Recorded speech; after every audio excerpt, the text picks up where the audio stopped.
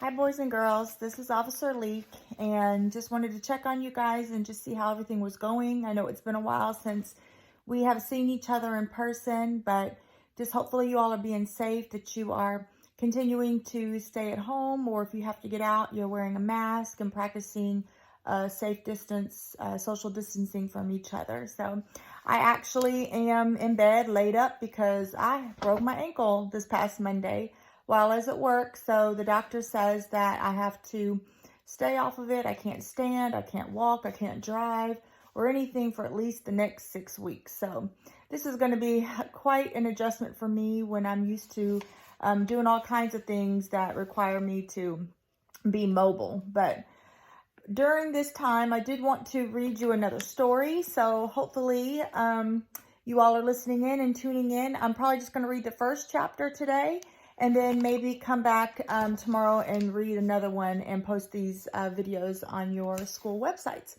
So the book I chose was called The Case of the Kidnapped Cupid. And this is a series from the Calendar Club Mysteries series.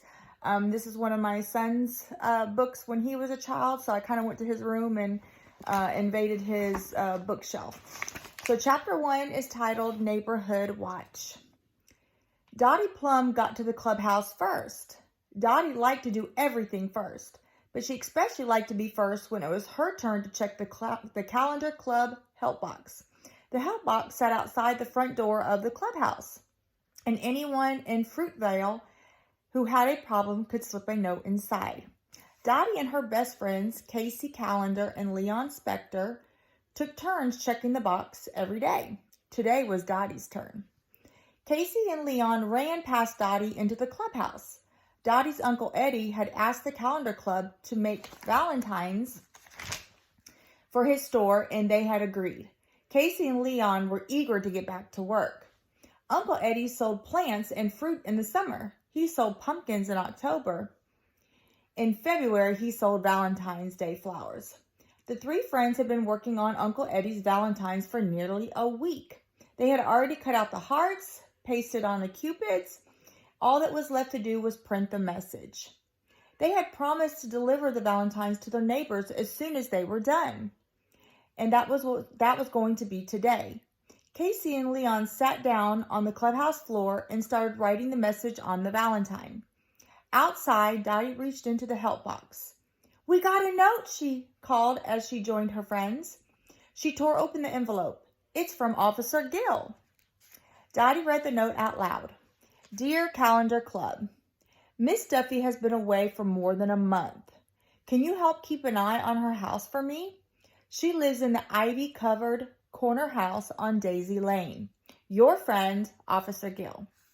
The three friends looked at one another. They were very good at keeping an eye on things, but they did not like the idea of keeping an eye on the ivy-covered corner house. They did not even like to walk in front of that house. The ivy-covered house was almost always dark. The woman who lived there was hardly ever home. When she was home, she hardly ever came outside. Dottie, Casey, and Leon couldn't be sure she didn't like kids, but they were pretty sure, and they didn't want to take any chances. But they also didn't want to disappoint Officer Gill. Dottie took a small note out of her back pocket. She carried her notebook wherever she went. Inside, she kept lots of lists.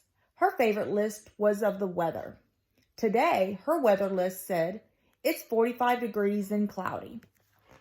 Dottie started a new list called Miss Duffy's House. "Now I have a place to write things down," she said, "in case we see anything unusual." But even talking about the house made them nervous. So they went back to work on the Valentines. Finally, they finished and set out to deliver them. They took turns putting the Valentines in their neighbors' mail slots.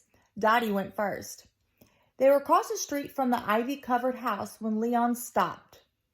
"We don't have to deliver a Valentine if no one's home, do we?" Before anyone could answer, a red convertible pulled up in front of the house. A man hopped out. He wore a black sweatshirt, black pants, and they were streaked with pale gray paint. A woman got out next.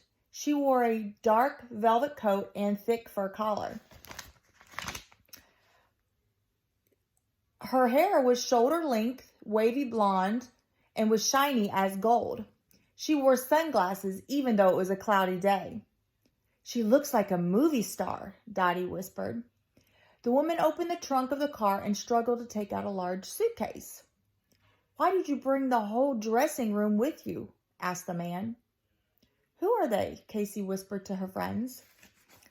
The woman yanked until she got the suitcase out of the trunk. Then she carried it up the stairs of the ivy-covered house. The couple got to the front door. The woman put the bag down and searched for something in her purse. I've never seen either of them before, Dottie said. She opened her notebook to the list. Marked Miss Duffy's house. She wrote, 2 people drove up in a red car. The man whispered to the woman. She turned and looked at the 3 friends, and she smiled. She smiles just like a movie star, Dottie whispered. The man said she took her whole dressing room with her, added Casey. She must be a movie star. They're the only ones who have dressing rooms, right? Dottie nodded and added to her list. Woman has golden hair and probably is a movie star. Do you think she's famous? Casey asked. I think we should call Officer Gill, Dottie said. He wanted us to keep an eye on the house, remember? Look, Leon said. She has a key. Dottie and Casey looked. The woman had just taken out a key out of her purse. Why would a movie star have a key to Miss Duffy's house? Casey added. Maybe she's a relative, Dottie said. Maybe she doesn't know Miss Duffy is away, Leon said. I'll call her, Casey said. She ran up to the woman before her friends could stop her. Excuse me, said Casey. Did you come to visit? Because the person who lives here isn't home. The woman who looked like a movie star smiled again, showing off her perfect teeth. That's so sweet of you to tell me, the woman said kindly. But the person who lives here is home. You see, I'm the person who lives here now. You are? Casey asked. The woman nodded. The lady who used to live here moved away. I'm sure she's very sorry she didn't get a chance to say goodbye. She is? Casey asked. The woman nodded again. Do you live here too? Casey asked the man. No, the man said. He laughed and rubbed his nose.